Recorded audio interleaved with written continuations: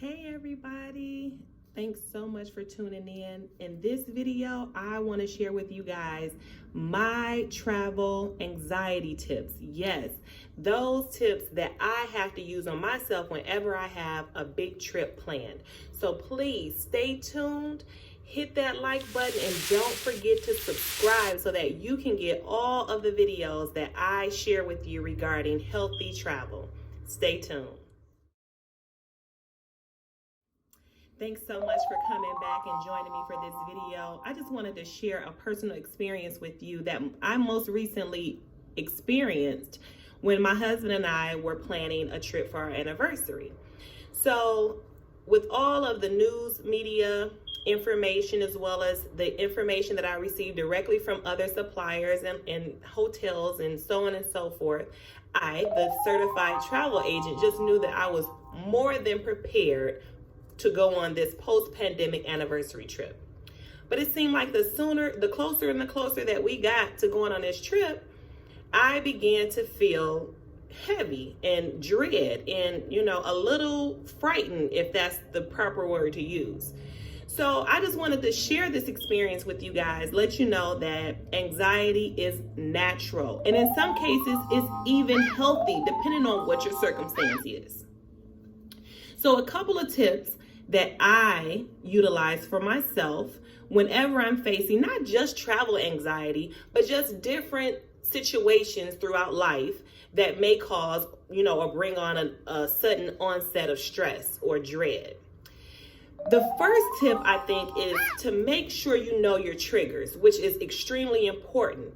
And what I mean by that is if you experience an onset of anxiety when you are in crowded spaces, or maybe you experience anxiety when you're in closed-in spaces, then you already know that where you're going to be going, whether it's local or afar, is going to be a certain type of setting. You already know what you're going into in most situations.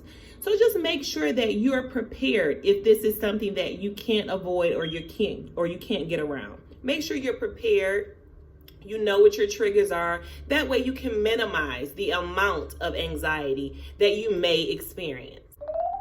The second tip that I have for you is to make sure that you exercise, daily exercise for just a small amount of at least 30 minutes, just to get your blood flowing and maybe break a light sweat. Is so healthy physically and mentally.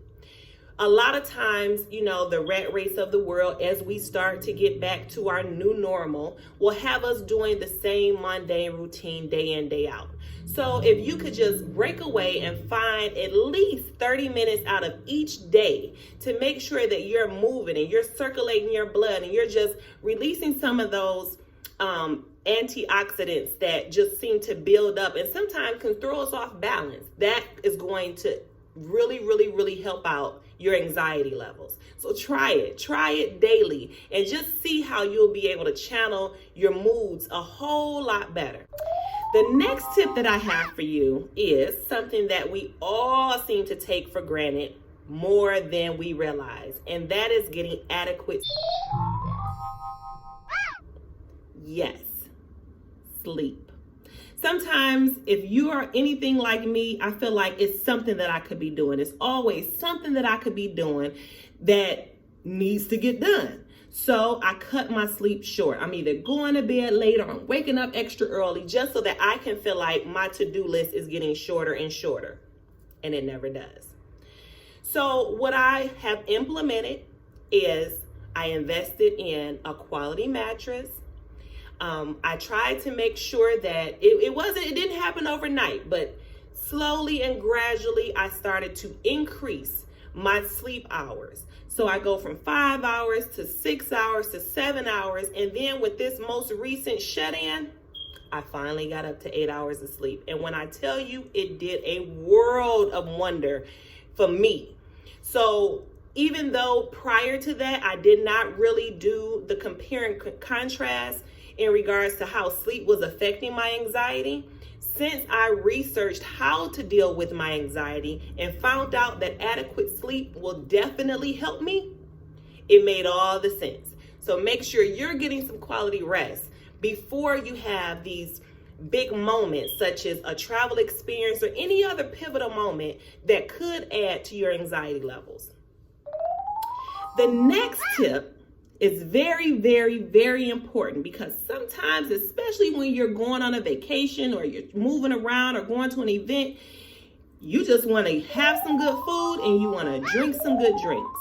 But little do we know that what we consume can definitely increase our anxiety levels. So we want to be very mindful about how much caffeine we're consuming, as well as alcohol beverages.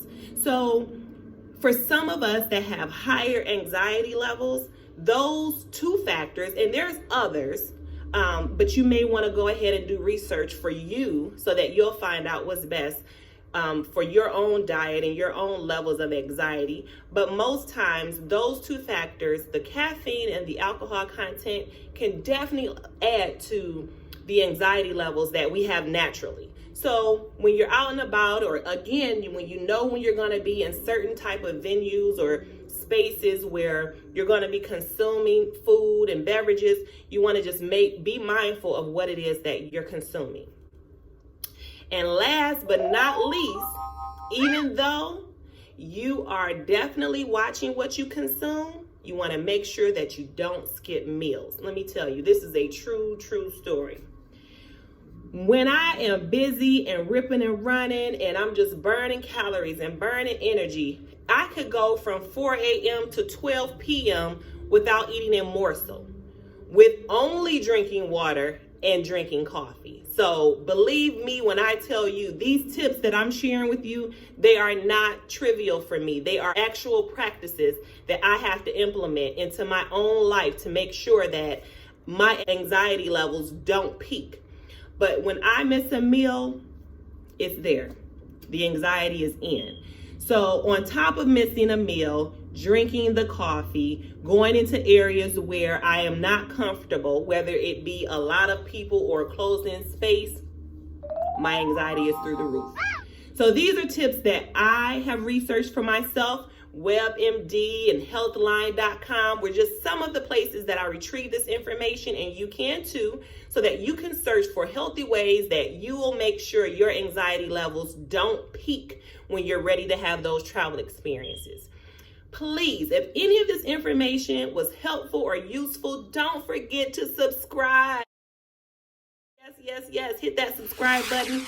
Like, lay on the like button, share some comments or even some of your experiences with me so that I can know how I can be of value to you in the next videos to come.